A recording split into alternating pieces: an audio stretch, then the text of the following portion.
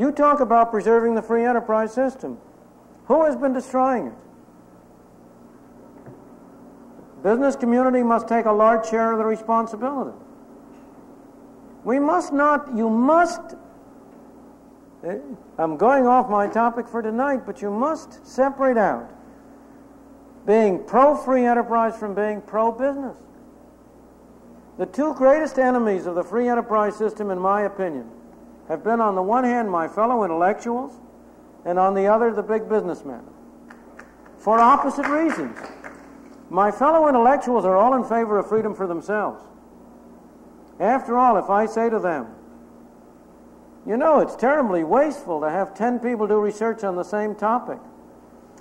Don't you think we ought to have a government planning bureau that would assess the priority of various research projects and decide who should undertake it so we could eliminate these terrible wastes of competition?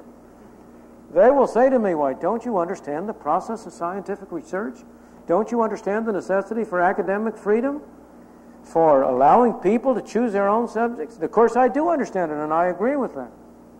But when they come to the rest of the community, it's different. It's terribly wasteful to have 4 gas stations on 4 corners. We ought to have a government bureau that eliminates that overlapping competition and that assigns priorities and sees to it that things are done right. So the intellectual is all in favor of freedom for himself and all opposed to it for everybody else. The businessman is very different. You cannot get a businessman on a podium.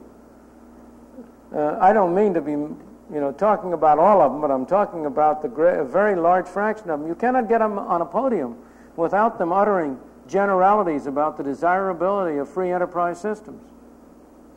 But when I come to their own business, that's something else. When the head of U.S. Steel talks about free enterprise, he doesn't mean free enterprise for steel. Oh, no, he wants the government to step in and protect him from competition from those Japanese who are undercutting him. When the oil industry talks about wanting a free market, some years ago they weren't talking about freedom. They wanted percentage depletion.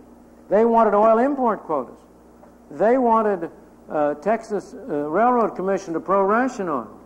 When bankers stand up on a platform and talk about the great desirability of free enterprise and the free markets, and I say to them, you mean you don't want the government to limit the amount of interest that you are required to pay on demand deposits? You want to have free competition. Oh, they say, that's different. We like that. So almost every businessman is in favor of free enterprise for everybody else, but special privilege and special government protection for himself. And as a result, they have been a major force in undermining a free enterprise system. And so any hope that you're going to protect a free enterprise system, you really mean to say that you expect U.S. Steel stockholders to propagandize for free trade? Is that what you expect? Now, I don't don't misunderstand me. I don't blame the executives of U.S. Steel for trying to get limitations on imports, or the executives of some other corporation for trying to get tariffs. They're doing what they were hired to do. They were hired to make money for their stockholders, and they're trying to do it.